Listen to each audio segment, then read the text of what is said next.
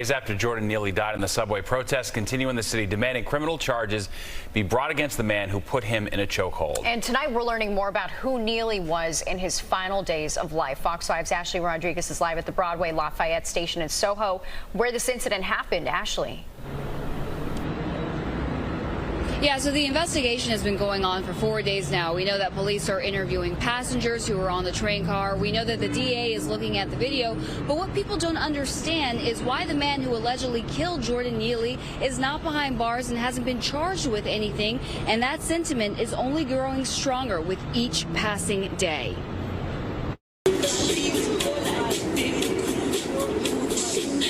You can find videos of 30-year-old subway and street performer Jordan Neely going back to 2009 circulating on social media, as well as the video capturing the last moments of his life.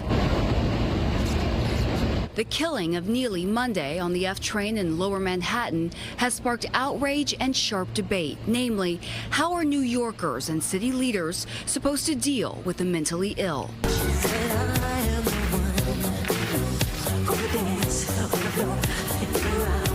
But people who knew Neely said he wasn't always struggling. Family members telling media outlets that he got worse after the brutal murder of his mother in 2007 when he was just 14 years old. Melissa Voda, who was friends with Neely while they attended Washington Irving High School, writing, "He was a good kid. He just had a rough life." She tells me his Michael Jackson impersonations attracted an online following as far as Japan.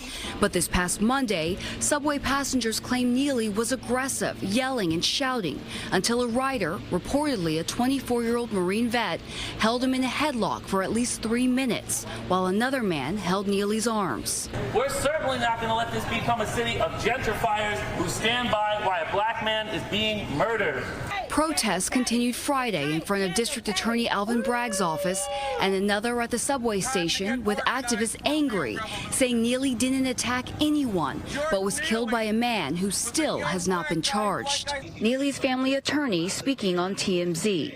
Now, what is the chokehold used for? What is the end result?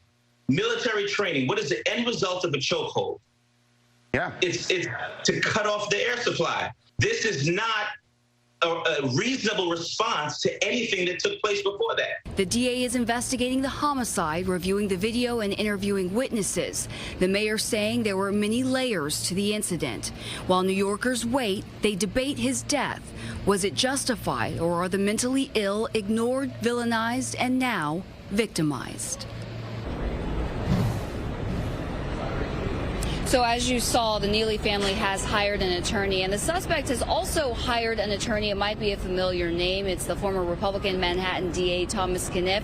We did reach out to him for comment about his client, but he did not respond in time for this report. In Soho, Ashley Rodriguez, we'll send it back to you. All right, Ashley, thank you.